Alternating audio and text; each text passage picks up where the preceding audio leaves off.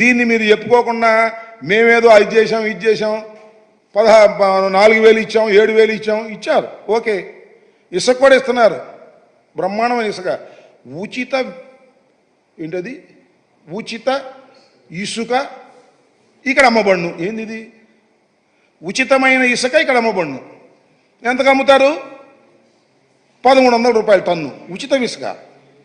ఉచితమైన ఇసుకను అమ్ముతారంట వాళ్ళు.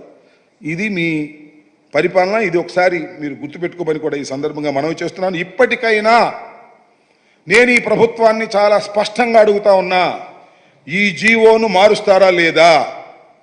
విధి విధానాలు కంప్లీట్గా ఉన్నాయి. దీనిలో మీరు నాలిక మడతేసి తప్పుకోవడానికి ప్రయత్నం చేస్తున్నారు. అందువల్లే ముఖ్యమంత్రి గారు కానీ ఇంత పెద్ద ప్రోగ్రాం, ఇంత ఫ్లాగ్షిప్ ప్రోగ్రాం, ముఖ్యమంత్రి గారు హామీ ఇచ్చినటువంటి ప్రోగ్రాం, ప్రతి బహిరంగ సభలోనూ ముఖ్యమంత్రి గారు మాట్లాడినటువంటి ప్రోగ్రాం, ఈ ప్రోగ్రాంకి అమాయకుడైన మా రామానాయుడిని పంపించి పాపం ఆయన కూడా ఏదో ఆయన ట్రోల్ అవుతున్నా అని చెప్పి ఆయన పంపించడం కంటే మీ అబ్బాయి లోకేష్ని పంపించి ఎంతమంది పిల్లలు బడికి వెళుతుంటే అంతమందికి మేము డబ్బులు ఇచ్చే బాధ్యత మాది. ఈ జీవోని అవసరమైతే సరిచేస్తాము అని చెప్పండి. ఈ వివాదానికి తెరదించండి తప్ప ఊకదంపుడు ఉపన్యాసాలు చెబితే అది ప్రజలకు నచ్చదు, ఎక్కదు అనే విషయాన్ని కూడా మీరు గుర్తుపెట్టుకోవాలి. ఇప్పటికీ సూపర్ 6లో ఒకటి ఫెయిల్ అయ్యారు, ఇంకా 5 ఉన్నాయి. మహిళలకు ఉచిత బస్సు ప్రయాణం, ప్రతి ఇంటికి ఏడాదికి 3 గ్యాస్ సిలిండర్లు, ప్రతి మహిళకి నెలకు 15,000, 19 సంవత్సరాల నుంచి 59 సంవత్సరాల మధ్య వయసు ఉన్నవాళ్ళు, ప్రతి రైతుకి ఏటా 20,000 ఆర్థిక సహాయం, యువతకు 20 లక్షల ఉద్యోగాలు, లేదంటే నెలకు 3,000 నిరుద్యోగ భృతి. ఎన్ని మర్చిపోలేదు. సూపర్ 6 ఒకటి ఫెయిల్ అయ్యారు. Number 2 you failed. సరి చేసుకోండి. ఇంకా 5 చేయకపోతే వైఎస్ఆర్ కాంగ్రెస్ పార్టీ మీ వెంట పడుతుంది ప్రజల పక్షాన. గుర్తుపెట్టుకోండి. ఇచ్చిన మాట తప్పితే ప్రజలు ఊరుకోరనే విషయాన్ని కూడా మీరు గుర్తుపెట్టుకోమని మనం చేస్తున్నాం. సూపర్ 6 కాదు, అది సూపర్ చీట్గా మీరు చేయబోతున్నారనేది మాకున్నటువంటి అభిప్రాయం. దాన్ని కూడా సరి చేసుకునే ప్రయత్నం చేయాల్సిందిగా ఈ సందర్భంగా నేను మిమ్మల్ని కోరుతున్నా. ఇంకపోతే ఇంకో చివరి విషయం, ఇవాళ ఈనాడులో విచిత్రమైన వార్త ఒకటి రాశారు.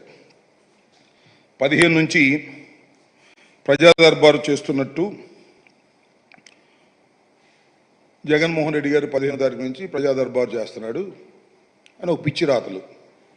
ఆయన ఎప్పుడు జనాన్ని కలవడు, నాయకులను అసలు కలవడు, వచ్చిన జనం తిరిగి వెళ్ళిపోతున్నారు. ఇప్పుడు 15వ తారీఖు నుంచి మాత్రమే ఈయన ప్రజా దర్బార్ నిర్వహిస్తున్నాడు అనేటువంటి పిచ్చి మాటలు ఈనాడుకు అలవాటే. దానిలో పెద్ద ఆశ్చర్యకరమైన విషయమే లేదు. ఏదో రామోజీరావు గారు పోయాడు, ఇప్పుడు ఏదో వాళ్ళ అబ్బాయి పేరేంటి కిరణ్ వచ్చాడు, ఏదైనా మాట్లాడేమనుకున్నాం. మాట్లాడు అనుకోవడం మన పొరపాటు. వాళ్ళ అబ్బాయే కదా. చంద్రబాబు నాయుడు గారిని మోయటమే వారి పని. జగన్మోహన్ రెడ్డి గారిని వ్యక్తిగతంగా హననం చేయాలనేదే వారి ప్రధాన ఉద్దేశం.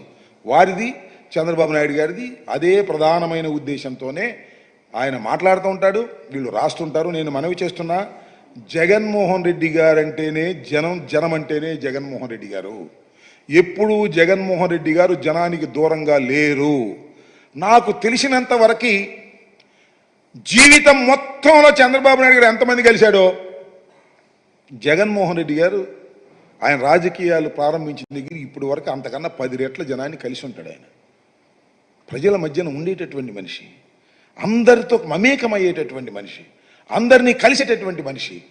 అలాంటి మనిషిని ఆయన జనాన్ని కలవట్లేదు, నాయకులతో మాట్లాడట్లేదు, నాయకులను కలవట్లేదు అనేటువంటి దుర్మార్గమైనటువంటి మాటలు రాసి ఈ రకంగా చేయాలనేటువంటి ప్రయత్నం చంద్రబాబు నాయుడు గారు చేస్తున్నారు.